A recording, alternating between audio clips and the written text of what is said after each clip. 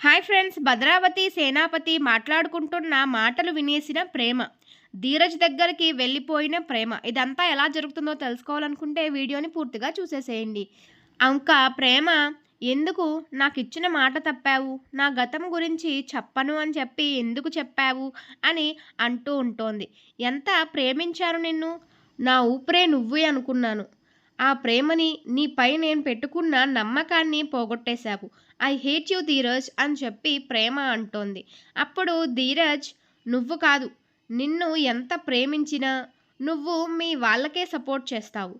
నువ్వు చెప్పడం కాదు ఐ హేట్ యూ అని ధీరజ్ కూడా ప్రేమకి చెప్తాడు. అప్పుడు ప్రేమని అలా అనడం తర్వాత అప్పుడు నర్మద, ఏం మాట్లాడుతున్నారు ఇద్దరు? అంటే మీ మధ్య ఉన్న ప్రేమ అంతా మీ కోపంలో పోయిందా? నాకు తెలుసు ఇద్దరికీ ఇద్దరు ప్రాణమని. అనవసరంగా పంతాలకు పోయి మీ బంధాన్ని వదిలేస్తారా అని అంటోంది. అప్పుడు ప్రేమ, బంధమా అక్క, ఏ బంధానికి? వీడు విలువ తీసేశాడు, నా నమ్మకాన్ని చంపేశాడు, ఇలాంటి వాడిని ప్రేమించానా అనేలాగా చేసేశాడు. వీడు నన్ను ఇలానే అర్థం చేసుకున్నాడు, ఇంతే. నేను నా బాధను చెప్తుంటే మీ వాళ్ళకే సపోర్ట్ చేస్తున్నావు అంటున్నాడు. వీడిని ఏమనాలి? మా బంధం కోసం ఏమనుకోవాలి అని అంటూ ఉంటే వేదవతి, ప్రేమ, అలా అని మీరు ఇలా గొడవ పడడం మంచిది కాదే అని అంటుంది. నేను చాలాసార్లు ఓపిక పట్టానత్త, వీడు మారతాడు అని, నన్ను అర్థం చేసుకుంటాడు అని. కానీ వాడు మా వాళ్ళ మీద ద్వేషాన్ని, కోపాన్ని అడ్డు పెట్టుకొని నాకు ఇచ్చిన మాట మర్చిపోయాడు అని అంటుంది ప్రేమ. అప్పుడే భద్రావతి, ఇలా నిన్ను అసహించుకునే వాడితో ఉండవలసిన అవసరం లేదు అంటుంది భద్రావతి. అప్పుడు ప్రేమ వాళ్ళ అమ్మ కల్పించుకొని, వదిన ఏం మాట్లాడుతున్నారు? ఇప్పుడు నా కూతురు కాపురాన్ని చెడగొడదాము అనుకుంటున్నారా అని అంటోంది. అప్పుడు సేనాపతి, నువ్వు నోరు మూసుకో, మా అక్కకి ఎదురు చెప్తున్నావా అని అంటాడు. అది కాదండి, ప్రేమ కాపురం అంటే ఎంత బాధపడుతుంది, నా కూతురు ఇక్కడ ఉండవలసిన అవసరమే లేదు అని అంటాడు. అప్పుడు భద్రావతి, రా ప్రేమ, ఇష్టం లేదు అన్న వాడితో ఉండకూడదు అంటోంది.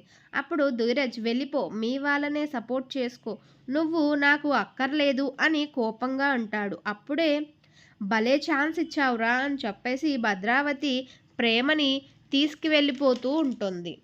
అప్పుడే ప్రేమ ఏమీ మాట్లాడకుండా అలా ధీరజ్ వైపు చూస్తూ వెళ్ళిపోతూ ఉంటుంది. అప్పుడు ఇంకా నర్మద, ఆగు ప్రేమ, వెళ్ళిపోకు, ధీరజ్ ఏదో కోపంలో అలా అన్నాడు అంటుంది. అప్పుడు వాడే పొమ్మన్నాడక్క, ఇప్పటికీ ఉండు అనడం లేదు, వాడికి నా మీద ప్రేమ ఉంది అని అనుకోవడం నా పొరపాటు అని అంటూ ఉంటుంది.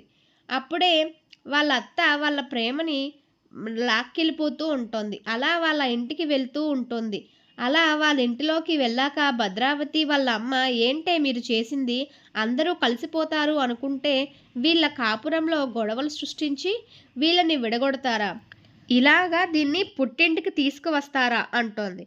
అప్పుడు ప్రేమ, గ్రాని, అత్త వాళ్ళు ఏం చేయలేదు, ధీరజ్ అలా నాన్నని కొట్టడం, ధీరజ్కి నాన్న అంటే పడదు, అందుకే అలా చేశాడు, వాడి కోసం ఇంకా మాట్లాడొద్దు అంటోంది.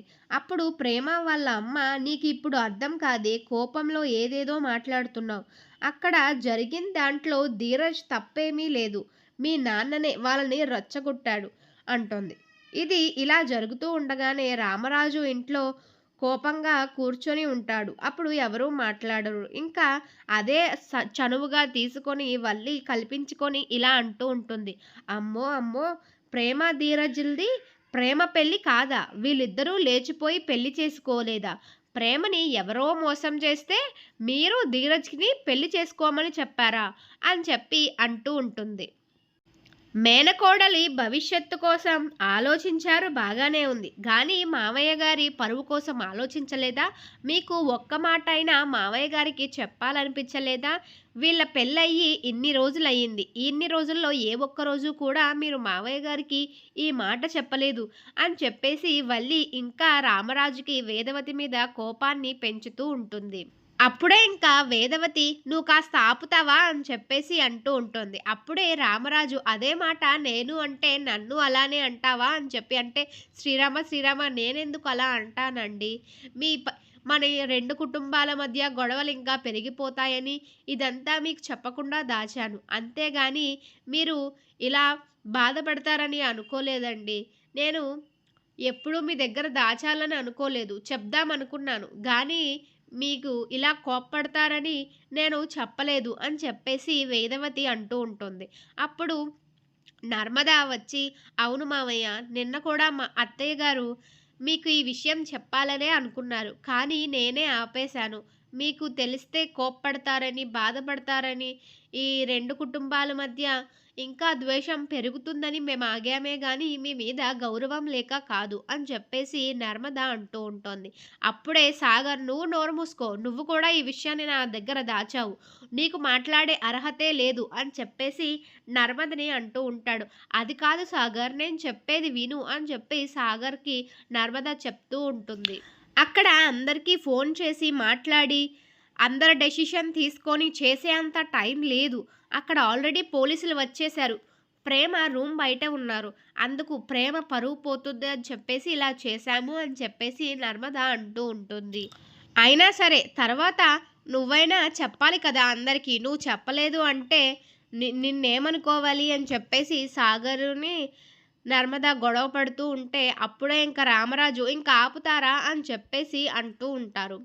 అయితే ఇంకా వల్లి ఏమొంచి, "ఒక కోడల్ని బయటకి గెంటేశాను. ఇప్పుడు నీ టైం వచ్చింది. నిన్ను కూడా బయటికి గెంటేస్తే ఈ ఇంట్లో నేను మనశ్శాంతిగా ఉండొచ్చు" అని చెప్పేసి మనసులో మాట్లాడుకుంటూ ఉంటుంది. ఇలా జరుగుతూ ఉండగా వేదవతి ఏమో, "అలా కాదండి, నేను మీకు చెప్పాలనే అనుకున్నానండి" అని చెప్పి అంటూ ఉంటుంది. అప్పుడు రామరాజు, "ఎప్పుడు? వాళ్ళు నిన్నేమన్నారో విన్నావు కదా! నీ భార్య ఇంత పెద్ద విషయాన్ని నీ దగ్గర దాచిందంటే నీకు ఎంత విలువిస్తుందో ఇప్పుడు అర్థమైంది" అని చెప్పి అన్నారు. ఆ మాటతో నా తల కొట్టేసినట్టయింది. "అంటే నువ్వు నా దగ్గర ఇంకేమి విషయాలు దాచావు? అన్నీ చెప్తావురా లేదా" అని చెప్పి రామరాజు అంటూ ఉంటాడు. అప్పుడు వేదవతి, "అయ్యో! ఇంకేమీ దాయలేదండి. ఇదొక్కటే. అది కూడా మీరు బాధపడతారని మాత్రమే, నా మేనకోడలు భవిష్యత్తు పాడైపోతుందని మాత్రమే ఇలా చేశాను. అంతేగాని మీ మీద గౌరవం లేక కాదు" అని చెప్పి వేదవతి అంటూ ఉంటుంది. "నీ మేనకోడలు భవిష్యత్తు బాగుండాలని చేశావు. బాగానే ఉంది. గానీ ఇప్పుడు వీడి పరిస్థితేంటి? వీడేమైపోవాలి? వీడు పెళ్లి చేసుకున్నందుకు వీడి భవిష్యత్తు ఏంటి? ఇప్పుడు ఆ అమ్మాయి వాళ్ళ పుట్టింటికి వెళ్ళిపోయింది. వీడినేం చేయమంటావు? వీడి పరిస్థితేంటి?" అని చెప్పి రామరాజు అడుగుతూ ఉంటాడు. అప్పుడు వెంటనే రామరాజు పెద్దమ్మాయి, "ఏరా! అమ్మ కంటే పుట్టింటి మీద ప్రేమతో ఏం చెప్పిందో తెలియలేదు. నీకైనా గుర్తు రాలేదా మన రెండిళ్ళ మధ్య ఉన్న ద్వేషం, కోపాలు, గొడవలు ఏమీ గుర్తు రాలేదా? అమ్మ చెప్తే నువ్వు తాళి కట్టేయడమేనా" అని చెప్పేసి అంటుంది. అప్పుడు వల్లి, "మరి ఎందుకు చేయరు? అత్తయ్య గారికి మంచి ఛాన్సే దొరికింది కదా! ఎప్పటినుంచో మేనకోడల్ని కోడలు చేసుకోవాలని అనుకుంటున్నారు. అందుకే ఇలా చేసుంటారు" అని చెప్పేసి అంటోంది. అయితే అప్పుడే రామరాజు, "నిజం చెప్పు. కావాలనే ఇలా చేశావు కదా! నీ మేనకోడల్ని ఇంటి కోడల్ని చేసుకోవాలనే ఇలా చేశావు. లేదంటే వాళ్ళ చెప్పినట్టు ఫోన్ చేసుండొచ్చు కదా! వాళ్ళ అమ్మాయిని వాళ్ళే విడిపించుకొని ఉంటారు కదా!" అని చెప్పేసి రామరాజు అంటారు. "అయ్యో! అది కాదండి. అప్పుడంత సిట్యుయేషన్ లేదండి" అని చెప్పి అంటూ ఉంటుంది. "నువ్వింక మాట్లాడకు. నా దగ్గర మాట్లాడే అర్హత కోల్పోయావు" అని చెప్పేసి, "నువ్వు నన్ను మోసం చేశావని" చెప్పేసి అంటూ ఉంటాడు. అలా అనేసి బయటికి వెళ్ళిపోతూ ఉంటాడు. ఇంకా వేదవతి బాధపడుతూ ఉంటుంది. "అయ్యో! నేను మిమ్మల్ని మోసం చెయ్యలేదండి" అని చెప్పేసి బాధపడుతూ ఉంటుంది. ఇది ఇంకా అలా జరుగుతూ ఉండగా ఇంకోవైపు ప్రేమ కూర్చొని ఏడుస్తూ ఉంటోంది. ధీరజ్ ఇలా చేస్తాడని అనుకోలేదు. నా నమ్మకాన్ని పోగొట్టేశాడు అని చెప్పేసి బాధపడుతూ ధీరజ్‌ని తలుచుకుంటూ ఏడుస్తూ ఉంటోంది. ఇంకా అలాగా ప్రేమ దగ్గరికి వాళ్ళ అమ్మ వచ్చి, "ఇలా బాధపడుతున్నావెందుకమ్మా? వచ్చి కొంచెమైనా ఏమైనా తిను" అని చెప్పేసి అంటూ ఉంటుంది. "లేదమ్మా, నాకు ఆకలిగా లేదు" అని చెప్పేసి అంటూ ఉంటే, "నువ్విలా తిండి తిప్పలు మానేసి పుట్టింట్లో ఏడుస్తూ కూర్చుంటే అందరూ బాధపడతారమ్మా" అని చెప్పేసి ప్రేమ వాళ్ళమ్మ అంటోంది. అప్పుడే ఇంకా ప్రేమ కళ్ళు తుడుచుకొని, "నిజమే అమ్మా. నేనైనా ఇంకా ఇలా వాడి కోసం ఆలోచిస్తూ బాధపడడం వేస్ట్. వాడు నా నమ్మకాన్ని చంపేశాడు. నేను నాన్నతో, అత్తయ్యతో మాట్లాడాలి. ఉండండి, వాళ్ళ దగ్గరికి వెళ్ళి వస్తాను" అని చెప్పేసి ప్రేమ వాళ్ళ దగ్గరికి వెళ్తూ ఉంటుంది. ఈలోగా రూమ్‌లోని వేద భద్రావతి, సేనాపతి ఇద్దరూ మాట్లాడుకుంటూ ఉంటారు. "అక్క, మన ప్లాన్ బాగా సక్సెస్ అయింది. వాళ్ళ వాళ్ళని రెచ్చగొడితే వాళ్ళే నిజం బయట పెడతారని అనుకున్నాము. అలానే బయట పెట్టేశారు. ఇదంతా మనమే చేశామని ప్రేమకు తెలియదు. పాపం ప్రేమ మనం చెప్పిందే నమ్మి మనతో వచ్చేసింది. అయినా మనకి మంచే జరిగింది. మనం అనుకున్నదే జరిగింది. ప్రేమని ఎలా అయినా మన ఇంటికి తెచ్చుకోవాలి అనుకున్నాం, తెచ్చేసుకున్నాం" అని చెప్పేసి ఇద్దరు మాట్లాడుకుంటూ ఉంటారు. అయినా మనం అక్కడికి వెళ్ళిందే గొడవ పడ్డానికని తెలియదురా ప్రేమకి అని చెప్పేసి భద్రావతి అంటుంది. ఆ మాటలు విన్న ప్రేమ ఆ మాటలు విన్న ప్రేమ ఏంటి ఇదంతా వీళ్ళు ప్లాన్ చేశారా? కావాలని ఆ ఇంటికి వచ్చి నన్నిక్కడికి తీసుకువచ్చేశారా? అయ్యో! నేను అనవసరంగా ధీరజ్‌ని తప్పుగా అనుకున్నానే అని చెప్పేసి మళ్ళీ తిరిగి ధీరజ్ దగ్గరికి వెళ్ళిపోవాలి నేను అని జెప్పేసి ధీరజ్ దగ్గరికి వెళ్ళిపోతుంది ప్రేమ. చూసారు కదండీ! వీడియో నచ్చినట్టయితే లైక్ చేసి, షేర్ చేసి మా ఛానల్‌ని సబ్స్క్రైబ్ చేసుకోవడం మాత్రం అస్సలు మర్చిపోకండి.